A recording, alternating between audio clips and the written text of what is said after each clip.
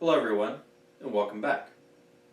Today in the workshop we have the attempted broom style nire corkbark elm. We've had this thing in training now for going on 4 years, I believe, and we've been doing a clip and grow method, basically, where we've allowed extension growth and cutting it back hard, allowed extension growth, cutting it back hard. And we're going to kind of continue on that thought process today. Some of this stuff actually grew pretty quick and it's getting a little bit out of hand already, even for a broom style. I want to try to keep this canopy somewhat compacted because the trunk girth on this tree is not really great, meaning large. It's a good sized trunk, but it's just not large enough to support this size canopy, I guess I should say. I would like the canopy to be somewhere in this area when it's finished. And I've let it grow a little bit longer than it should in order to get some thickness in these lower tertiary trunks. But now we need to start thinking about cutting it back and letting it produce the ramification branching of the final canopy. So what we're going to do is go through here today and again just cut it all back and get it down to a manageable size and do some selective pruning and going from there. So let's go ahead and get started with that. We'll go ahead and start out with these concave cutters here. This is the apically dominant portion of the tree. It's the tallest trunk of the three that we've kept for the broom style. And of course it's the tallest. And so what we want to do is kind of keep this in check now. I'm looking at the tree and I'm thinking that's probably a little bit tall or a little high for what I'm trying to accomplish with this tree. So we're going to have to take that back pretty considerably. Let it get a little out of hand this year. I'm going to get me a bigger concave cutter here to do this with. I've got a branch union here where I've got one here, and one here. So I think I'm going to go ahead and cut back to that. Let me go ahead and zoom in so you can see.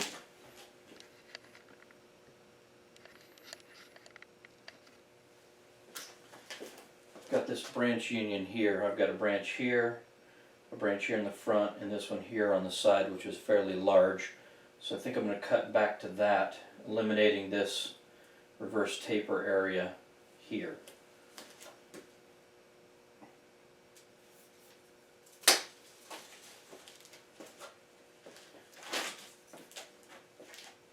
And we're probably going to need to wire these into position and then cut them back as well so we can start getting some serious ramification here.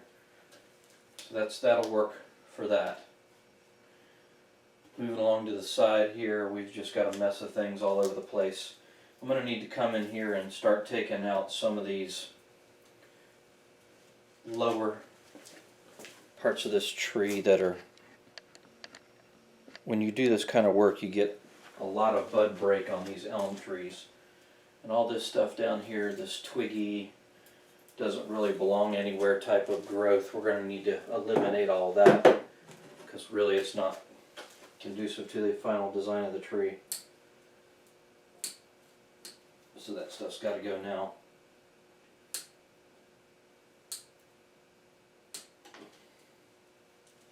And it's done that to me every year. And it'll continue to do it. It's just the nature of the tree and the way it grows. It just puts out whirls and whirls and whirls of branching all over the place.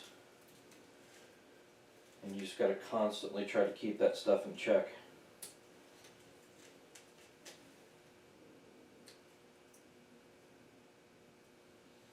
Leave that one for now.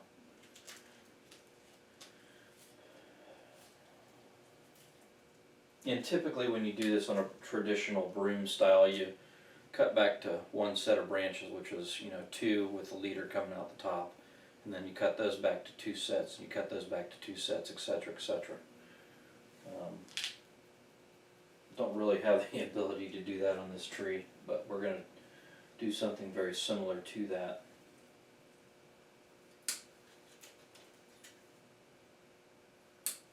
In the sense of getting this thing compacted pretty good. So we need to really focus on getting some ramification in this tree now. I'm going to wire these up before I trim them back. That takes care of some of that. Let's grab these concave cutters. And again, all the tools that I'm using are these stainless steel Master Grade Series Bonsai Vision tools. I like them. I like them really quite a bit. This one back here.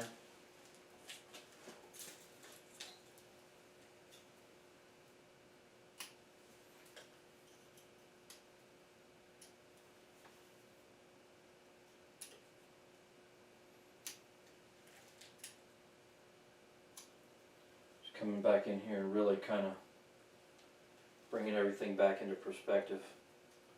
Got this large growth right here on this branch, and I don't see it. It's got reverse taper because I let a whirl of branches right here grow last year. Just didn't have a whole lot of time. So we're going to take that off in favor of this here, which was a side branch, but now it's going to be the new top portion of this branch here, and we can wire it into position and cut it back as we go. The back branch did really well for me this year. I don't know if you remember, but the back branch was kind of one of my concerns on this tree, this one here. And it's really put on some nice growth this past year. Starting to get a little bit of a bulge there, which I'm not real happy with, but it's the back of the tree, so we can kind of work with it. Again, I need to come in here and kind of clean up all this stuff that we're never going to use, because it's just going to add to that bulginess of the tree. Just come back in here, and where I've got 2 branches, I'm going to select one of the 2 and just really cut everything really kind of back and compact it. Try to work on ramification.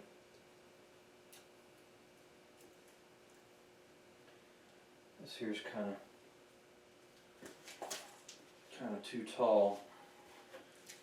This branch right here is kind of too tall, and I've got this smaller one here that I can bring into play. So I think I'm going to cut back to it.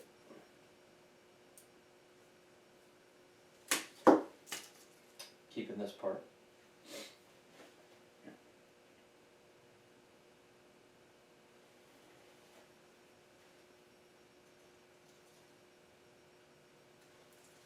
Same kind of thing here, just bringing all this stuff really back, because these are the final twigs that we're going to be using for our ramification. We've kind of let this tree grow out of shape intentionally to get these thicker branches on these tertiary trunks to develop, and now that we have those, we don't need to really allow a lot of extension growth this season. We're going to be worrying more about ramification of the twigging that we're going to be keeping. So that's why I'm going to cut kind of back closer to it. Looks like I'm completely doing away with the work that I did the year previous, but really I'm not. I'm letting the things grow so I can thicken the trunks up, then I'm cutting the trunks back, so I'm building taper in these trunks as we go. And not only am I building taper in these trunks, I'm also building ramification of trunks. And now we're working on the ramification of the tertiary branches off of those trunks.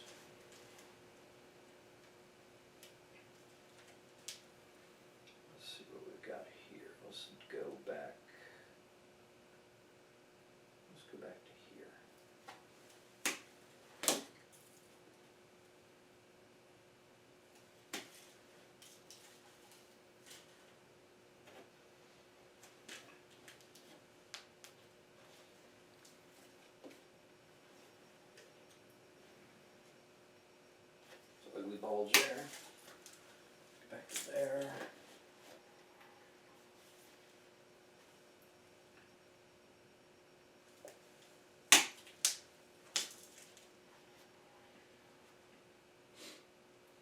think that's looking pretty good.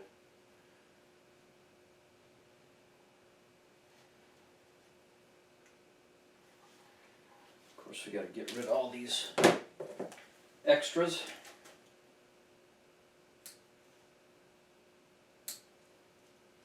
And I'm telling you guys, after using these Bonsai Vision tools here for a while, my favorite, believe it or not, and I almost didn't buy this tool, but my favorite tool out of everything so far has been this narrow concave cutter. It's just a little 7-inch narrow concave cutter, but man, the point of this thing just will get into the tightest little places, and it's razor sharp, and it does a real good job of getting suckers, or these sucker branches that come out of these areas and these in these real hard nooks and crannies of the tree. It does just a fantastic job. Let me zoom out a little bit now so you can kind of see the overall canopy of this tree again and see what we've gotten down to. Now what we're going to do, and I think you can kind of see now, the basic skeletal structure that we've built on this tree is here. The rest of this, I don't want anything maybe bigger than this. This size and smaller from here on in, as far as the tertiary twigging is concerned. And right now we're going to have to go ahead and put some wire on this tree, and we're going to need to wire some things into position now. Like for instance, this branch here is going to be the new leader for this trunk line, so it needs to be wired up. And once it's wired up, we're going to cut it way back so it's just a stub.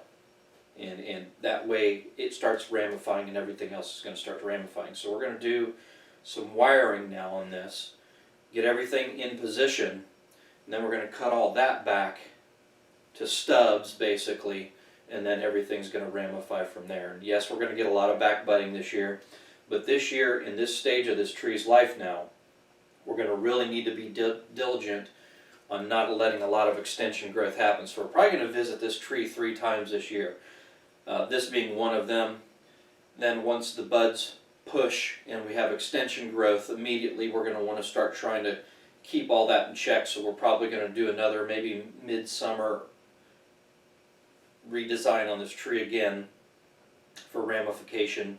And then in the fall again, if necessary, we may need to cut it back a 3rd time this year.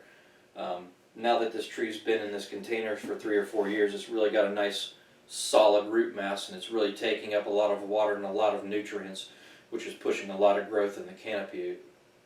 And I'm not going to be fertilizing this tree with any high levels of nitrogen this year, because the nitrogen, which is the very first number in your fertilizer, puts the extension growth and the twig growth and these long shoots on a tree. The potassium and the phosphorus are more toward root development and things like that. So if we do any kind of fertilization on this tree this year, it's probably going to be an iron supplement, which is ironite, which I use, and that's just for chlorophyll development, the leaves to keep them nice and lush and green. We're probably going to do a pelletized lime, and then maybe a little bit of blood meal and a little bit of bone meal fertilizer on this thing. I'm going to use organic, slow-release fertilizers, where in the past, when I was developing these trunks and developing these secondary trunks, I was using a chemical fertilizer called Floricon, and there's another one that's out there on the market that's called Osmocote. Those are a time-released, really, really high in all 3 NP and K levels of fertilization, and it just causes the trees to explode with growth, as you can see. But now that we've gotten all the main skeletal structure of the tree that we want, we need to kind of start slowing everything down and keeping those things from just exploding, because the faster they grow, the thicker they get quicker. And we don't want that now. We want everything to calm down and kind of start building our tracery of twigs, and we want those twigs, to stay smaller and get smaller and smaller and smaller graduatedly as we go out. So let's go ahead and get wiring on this thing, and then we'll revisit it here in a few moments. I want to really quickly touch on a method that I use to move smaller trunks and thicker branches that are short into position without wrapping wire all the way around the branch. I use this guy wire type of technique where I take a piece of wire and I hook it on a sturdy, stable foundation, which would be over here on this trunk area, if you can see that. Let me move this just a little bit. Bear with me here. Really want you guys to see this. There we go.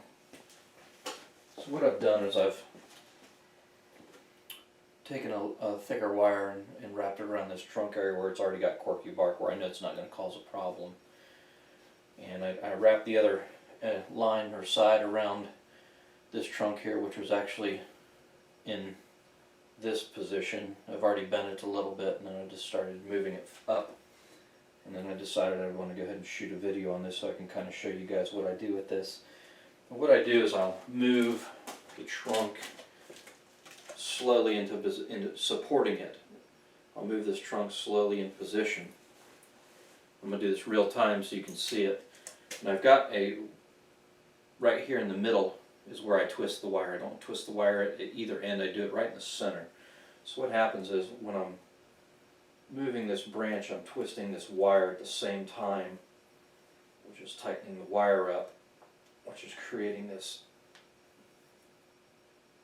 situation here where I can move that trunk into a position that I want it to be in, and it'll set in about a year's time. I try to select an area of the trunk that's kind of towards the center, not necessarily at the top and not necessarily at the bottom, because when I do that, then I get a better bend. If I put it at the top, it'll have a tendency to bend like this instead of like this. So what I'm trying to do is bend the whole trunk into position, and it's just a matter of supporting it with in as much of a surface area as you can. And when you move it, you tighten this wire down. That's about as far as we're going to take it. Got just a little bit of a snap here at the bottom of that branch. May or may not live. I'm going to put some Kional on it. I think it'll probably be okay because these are very vigorous trees. And I need it really in that position right there to fill in this portion of the canopy. So that's, just wanted to show you that's kind of a technique that I use to move branches into position without wrapping them with wire. So I'm going to continue going ahead and going around this entire tree and getting all the wiring out of the way, and then we'll come back at that point in time and do our final trimming of the tree.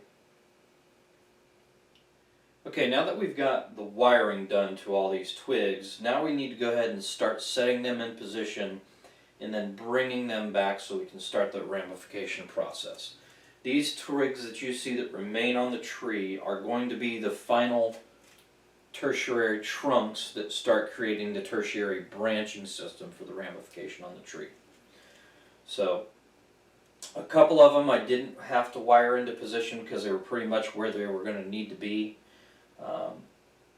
There may be one or two more I'm looking at that I'm thinking of possibly still wiring, but I've got the majority of them for demonstration purposes done on the tree now. So what we need to start looking at on this tree is overall design of the canopy. How we want the canopy shaped. Do we want it shaped like an oak? Do we want it shaped like an elm, which is more of almost like a flame style? Do we want it like however you want to design it? Me personally, I'm going to go with a little bit of in between the oak, which is the rounded canopy, and an elm, which is a flame. It's going to kind of be like a modified rounded flame type canopy.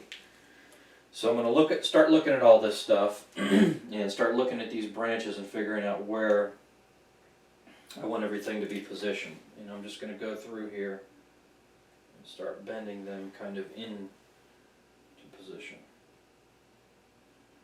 to where I want them. Get that in there. So I'm just going to come up.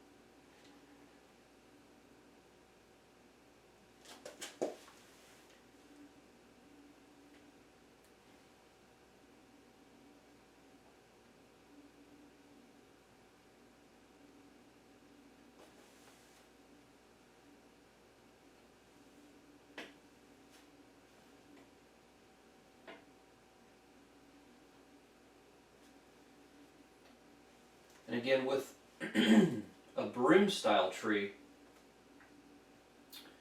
we want to have the visual presence of the newest or the smallest twigs on the tree growing straight up almost, or in an upward angle, where the larger trunks and everything can be laid out a little bit. And that's why when I grew these larger ones, if you see, I kind of laid them out, splayed them out, I guess you could say, when they were in the development stage. Like this one here, for instance, you can see it was kind of splayed in an outward fashion, as well as some of these other ones. And you can really see it here if you look at this. Being the front trunk, I splayed it out. And I kind of splayed all these out in an outwardly direction when I was developing them, because that's what an old tree in nature looks like. The heaviest, thickest branches have been on there the longest, and they're bearing the weight of everything else, and it causes them to come out and splay out a little bit. Well, I'm not going to have that kind of weight to do that kind of thing on this tree in miniature, so I have to think about that ahead of time, plan for that ahead of time, and do that initially, so that when I get my tracery of twigging on here, it gives the appearance that all the weight of all those tracery of twigs has caused those branches to splay out like they do in nature. Alright, I think I've got pretty much what I want as far as the tracery of twigs on this tree now. So what we're going to do is we're going to come through here, and be advised, there is wire on these twigs. So you're not going to want to necessarily use a scissor per se to do the next step that I'm going to do. In this kit, Bonsai Vision kit, I've got two wire cutters. I got a blunt-nosed wire cutter, which is good for just cutting wire for when I'm doing the wiring, as well as coming in and removing wire from a branch. If this is a branch and imagine wire wrapped around it, you can come in here and cut the wire without damaging the branch, because it's got this snubbed nose on here. Okay. To do what I'm getting ready to do with this, which is cut the wire and the branch at the same time. Granted, they're not giant branches, and I wouldn't recommend doing this with giant branches, but the branches that are on this tree now can be done with this next tool. This is also a wire cutter, but if you notice, this one has a sharp point. Okay, well, I say a sharp point. It's still blunted at the tip, but it has a sharper point. And the actual cutting surface on these is a little bit sharper than the blunt-tipped ones. And this will be able to go through the wire and that small branch, okay, and make a clean cut, number one, so the branch heals over properly, and cut the wire at the same time. So this is the tool for this job. So now what we need to do is we need to come back in here and we need to look at this thing and determine where we're going to be making our cuts. And like for instance, this branch here is going there. So we'll give cutting through the wire and looking at these. I always want to pick an outside bud to cut back to, because on this tree they're alternate buds. There's a bud here, and then opposite there's one on the other side. So when you're doing this, you need to plan for that as well, which is what I'm doing. So I'm going to come through here and think about that while I'm doing this cutting. There. So here, I'm going to cut back to here. This one here.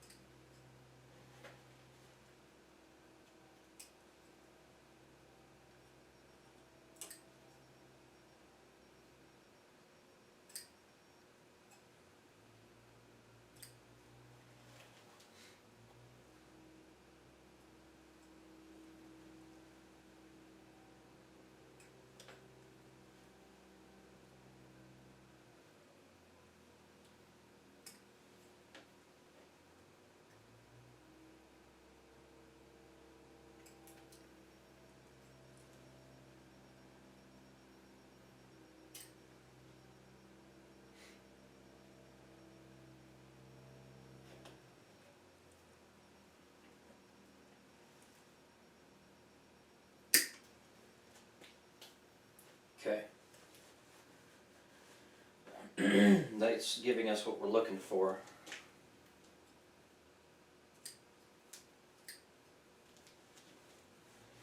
All with the exception of this one branch right here, which I think I'm going to actually cut it clear back to here. Yeah, I'm going to go ahead and do that now. A little overkill on this concave cutter, but it's the one I got in arm's reach. Cut that back to there. Got a bud right here on this side that's going to come out this way. So that's where we are with this.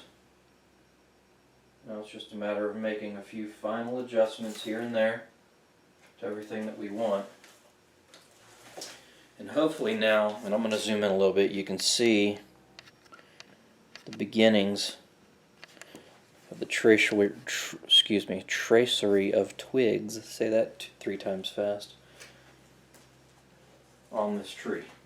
I'm really excited with how this thing has turned out.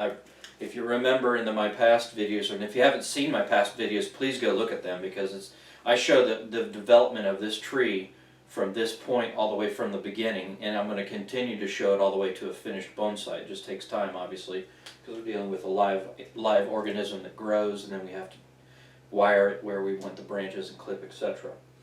But if you remember before, I didn't really have anything to fill in the center of the tree, and that's where we got this and this from, was cutting it back and letting a dormant little teeny weeny bud pop, and then growing a branch and letting it grow freely to create a secondary trunk. But I like where this is going. I like how it looks, how it's turning out. I'm going to do a 360 here for you so you can see it all the way around. We've got nothing overlapping itself, nothing really intruding into another branch's area. But yet when this starts to fill out, it's going to have a nice canopy. It's going to be a little bit heavy to one side, which is to be expected. We've got, the main trunk, or the main branch, or trunk, I guess I could call it, the main trunk on the tree, which is this one here's got quite a bit going on it for this side of the tree versus this side of the tree. And the back tree is oriented a little bit to that side as well versus this side, but to me it looks natural, and I like the way it's working out. So I'd love to hear your comments on this tree so far. If you have anything that you see that you can give some constructive criticism on, root base on this thing's doing really well. It's always had a really good root base. It just never had a really good canopy, and I'm glad I've had the opportunity to work with this tree. And again, this is another one of the trees I got from Green Thumb Bonsai, and I got it. It wasn't given. So, it's just a testament to the material that's at that nursery. And John has a lot of things that are in a state where you're looking at for trunk and you're looking for root base, not necessarily everything above it. And this was one of those pieces of material. And I think with what we've done so far and where we are in the progression of this tree, I think we've come a long way. So I want to thank you for watching this. I'm going to go ahead and go through and put some wind paste on all the major cut areas that we've done on the tree. We're going to get this one back out on the bench, and again, we're not going to do a whole lot of fertilizing with this one with a nitrogen-based fertilizer to make a bunch of branch development. We're not into the branch development so much anymore, as much as in the small ramification type of branch development, and that's going to be done with a less of a nitrogen and more of a phosphate and a potassium type fertilization regimen. So let's get this one back on the benches, and we'll revisit this one here maybe midsummer, where all these twigging and all the tracery is going to start popping and having some extension growth. We're going to have to cut it back again, and we'll go from there. Thank you for watching.